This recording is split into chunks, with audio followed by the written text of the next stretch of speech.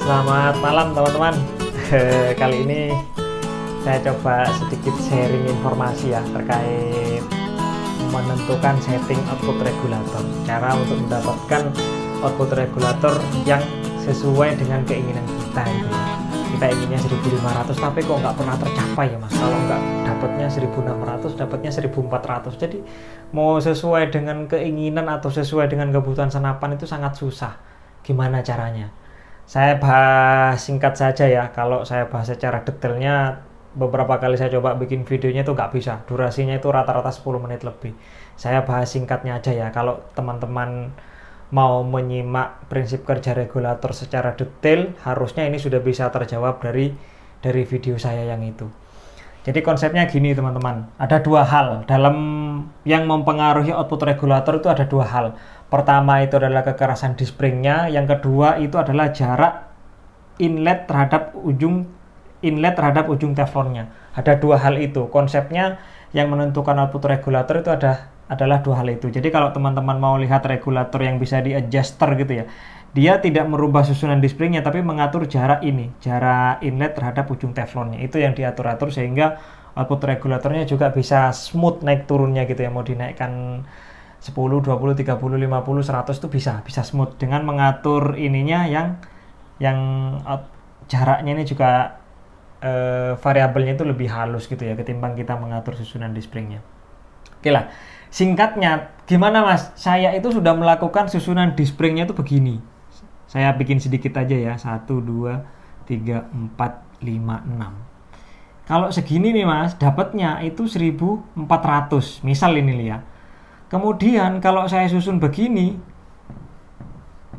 saya tambahkan 1, itu malah naik di 1600.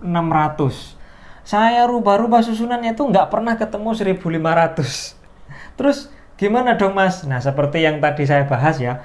Jadi kalau misalnya pada regulator adjusternya itu kan kita memainkan hanya jarak ininya, ya udah kita susun aja seperti ini. Kalau kita susun seperti ini terdapatnya 1400, artinya jarak inlet terhadap teflonnya itu terlalu dekat. Karena saking dekatnya baru tercapai 1400 saja, dia sudah nutup, sudah tergeser dan nutup. Kan gitu ya. Terus gimana caranya mas? Teman-teman bisa tambahkan spacer namanya. Jadi seperti ring tipis gitu ya. Seperti ring tipis, tambahkan di sini 1. Biasanya ketebalan spacer itu yang ada di pasaran itu 0,2 mili yang ada di pasaran.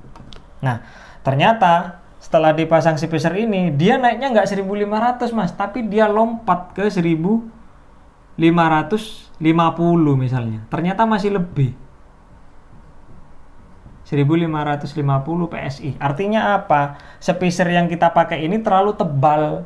Karena dia terlalu tebal, mundurnya terlalu banyak, akhirnya terlalu jauh, angin terlalu tinggi menekan untuk valve-nya bisa menutup sempurna di tekanan 1500. Nggak bisa. Akhirnya dia bisa menutup sempurna di 1550. Kalau 1500 valve-nya belum nutup, harus 1550 baru bisa nutup karena spacernya terlalu tebal.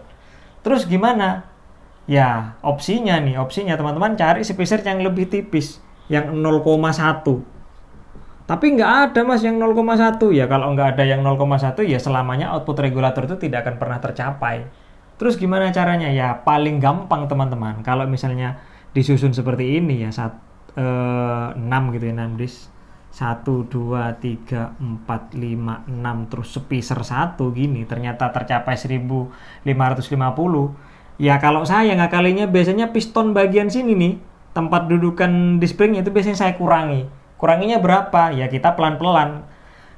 Bisa dimulai misalnya 0,05 dulu, terus kita coba berapa penurunan dari outputnya. Kalau masih kurang, kita kurangi lagi sampai tercapai output 1500. Kira-kira seperti itu ya teman-teman ngakalinya. Atau mungkin teman-teman bisa langsung output regulatornya langsung di setting 1600 gitu ya. Kemudian kita turunkan ke 1500. Turunkannya sama, kita coba kurangi di sini. Dengan susunan seperti ini berarti ini kan juga mundur terlalu jauh ya.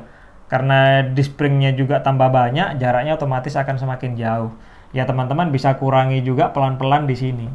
Nah cuma ya memang ini butuh bantuan mesin bubut sih, kalaupun enggak mungkin ujung piston ini dicek di bor, terus teman-teman bisa lakukan kikir di sini dengan ini diputar di mesin bor gitu ya. Cuma kalau pakai bor listrik tanpa mesin bubut, biasanya kita akan kesulitan untuk melakukan ininya, detailnya. 0,1 kalau hanya ngandalkan feeling itu bisa bablas. Ya memang resikonya seperti itu. Memang ribet. Kenapa ribet? Ya karena memang pada regulator paintball itu tidak dirancang untuk bisa di-adjuster gitu ya outputnya. Dia hanya stay di satu output saja. Jadi kalau kita harus menginginkan tekanan regulator sesuai keinginan itu ya akan sedikit repot seperti ini. Opsinya kalau mau gampang ya cari regulator yang sudah ada adjusternya. Cuma karena saya di rumah ada mesin bubut, jadi saya biasanya bubutnya di sini nih. Sedikit dulu, sekali gores sampai tercapai output regulator yang kita inginkan, yaitu 1500 PSI. Oke, konsepnya gitu ya teman-teman. Jadi jangan beracun kepada susunan disc spring.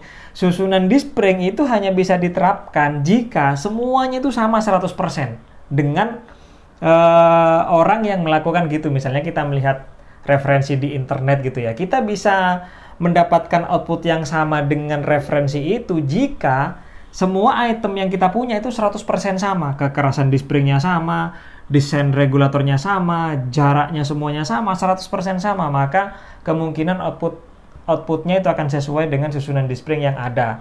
Cuma masalahnya regulator itu kan tidak bisa 100% sama. Kenapa? Karena kita lihat ini aja loh, selisih 0,1 mili saja itu output regulator bisa selisih sampai 100 PSI loh teman-teman. Jadi susunan disc spring itu tidak bisa langsung kita telan mentah-mentah kita ambil dari internet. Konsepnya itu tadi, kekerasan disc spring sama jarak inlet terhadap ujung teflonnya. Intinya itu, teman-teman harus bisa mainkan itu. Oke, mudah-mudahan ini bisa jadi referensi ataupun bisa sedikit menjadi gambaran untuk teman-teman. Mudah-mudahan bermanfaat. Thank you.